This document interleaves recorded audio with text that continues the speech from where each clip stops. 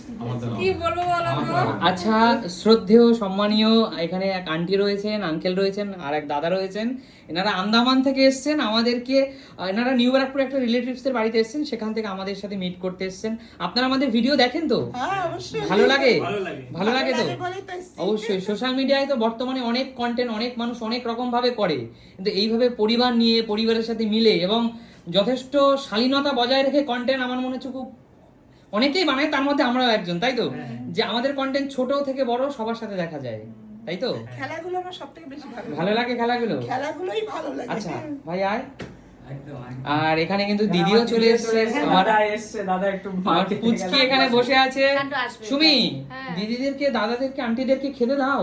আমি যাই দিচ্ছি বলছে যে খাবো না, কি করবো বলো? এইটা বললে তো হবে না, এত দূর থেকে এসেছেন, আমাদের বাড়িতে রাতে বেলা ডিনারও করতে হবে আপনাদের।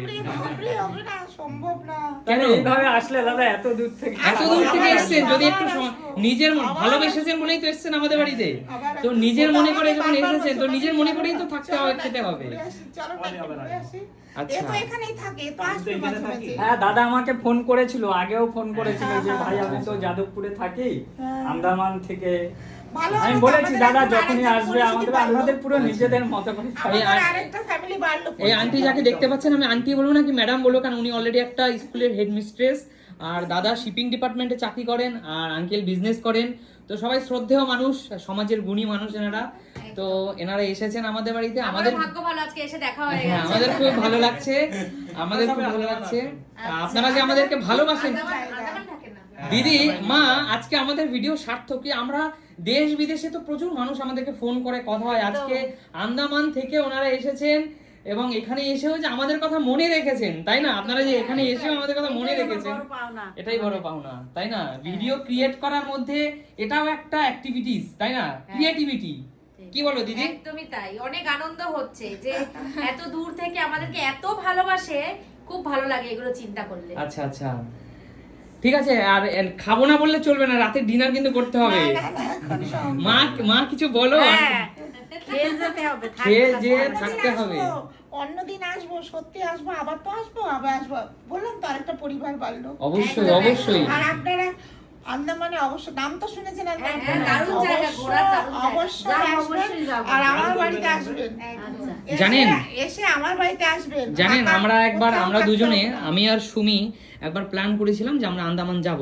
তো ভগবানের আশীর্বাদে তার কিছু পরপরই আমাদের সন্তান মানে আমাদের মধ্যে চলে আসে, এই কারণে আমাদের প্ল্যানটা সেই সময় ক্যান্সেল হয়ে যায়। তো পরবর্তীকালে এই দিদি এবং দাদা এনারাও ভীষণ ঘুরতে ভালোবাসে, অবশ্যই প্রচুর আসবে। ট্যুর করে। এই তো সামনেই আবার ট্যুর আন্দামান রয়েছে, আমাদের যাওয়া হয়নি। আমরাও প্ল্যান করছি আন্দামান যাব অবশ্যই। এবং আন্দামান যাব। এবং দারুণ জায়গা আন্দামান। আমরা একদিন ডিসকাসও করছিলাম যে শিপে যেতে প্রায় 6-7 দিন লেগে যায়।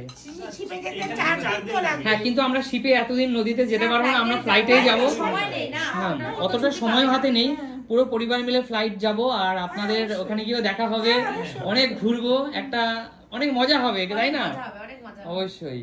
আসেন আমার বাড়িতে, সবাইকে আচ্ছা। নিমন্ত্রণ রইলো। আচ্ছা আচ্ছা, ভালো থাকবেন সবাই। আপনারা যদি একটু সময় বেশি নিয়ে আসতেন তাহলে আরো খুব ভালো আসবো, হতো। এরপরে একটা দিন এরপরে যদি- আসবো, তখন আসবো।